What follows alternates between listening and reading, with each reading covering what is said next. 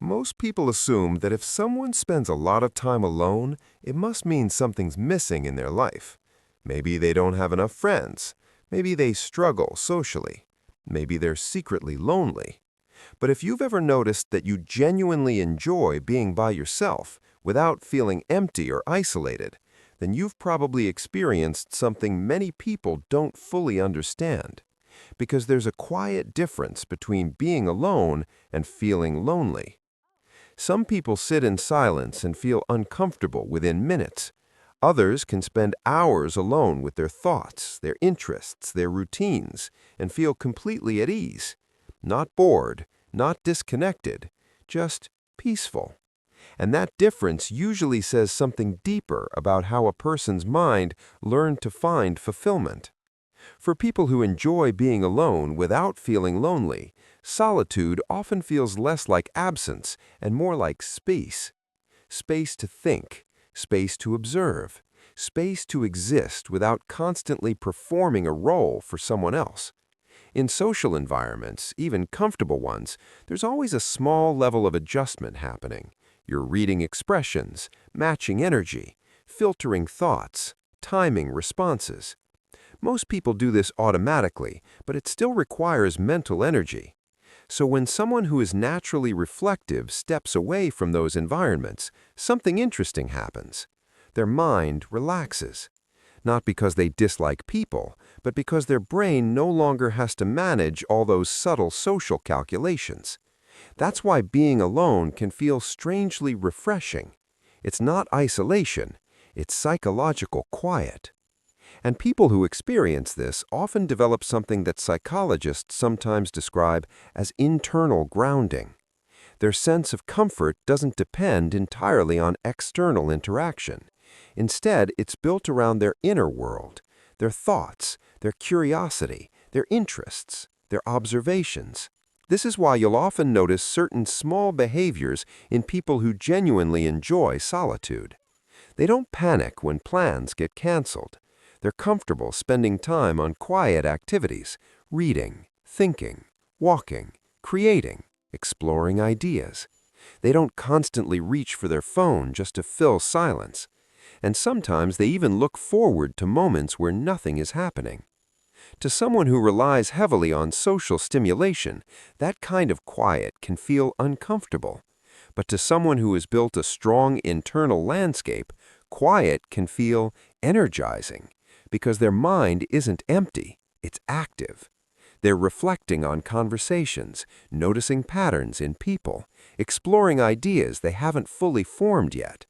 Solitude becomes a place where those mental threads finally have room to unfold. But here's something many people misunderstand. Enjoying being alone doesn't mean someone doesn't value connection. In fact, it often means the opposite. People who are comfortable alone tend to approach relationships differently. Because they aren't seeking connection just to escape loneliness. They seek it because the connection itself is meaningful. It's intentional. And that changes the way they interact with others. They're less likely to stay in relationships that feel draining or superficial. Not because they're cold, but because their baseline state, being alone, already feels stable. So they don't feel pressure to fill their life with constant social noise. They'd rather have fewer connections that feel real. And this is where something deeper begins to reveal itself, because the real reason some people feel comfortable alone isn't just personality, it's something that developed over time. And here's where it gets interesting. The ability to enjoy solitude often forms when someone learns, at some point in their life, that their inner world is a safe place to exist. For some people, that happened naturally. They grew up spending time thinking, imagining, exploring ideas. Their mind became familiar territory. For others, it developed differently. Sometimes solitude became a place of emotional safety, a place where there were fewer expectations, fewer judgments, fewer pressures to perform. So over time, their brain learned something subtle but powerful. Being alone doesn't mean being abandoned.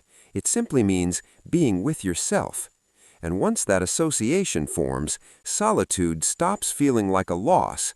It becomes a resource, a reset point, a place where identity feels clearer. You'll often notice that people who enjoy solitude tend to be very observant, not just about themselves, but about others. Because when someone spends a lot of time reflecting internally, they start noticing patterns most people overlook.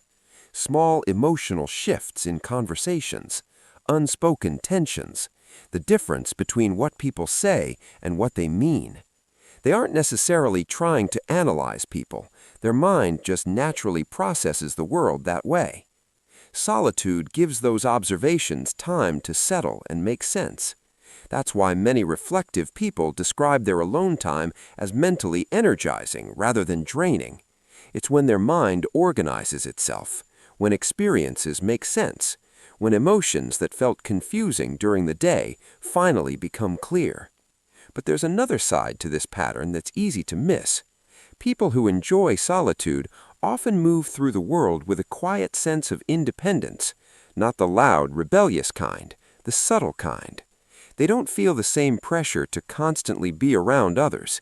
They're comfortable declining plans if their energy feels low. They don't interpret alone time as failure.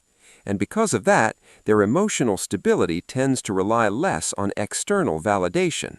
Their sense of self forms more internally, which can make them seem calm, grounded, or even mysterious to others. But the truth is, their mind simply learned to exist comfortably in its own company. And that's a rare skill, because many people were never given the chance to develop that relationship with themselves. They learned to measure their value through constant interaction, approval, or attention. So silence feels unfamiliar, almost unsettling. But for someone who learned to build meaning internally, silence feels different. It feels home.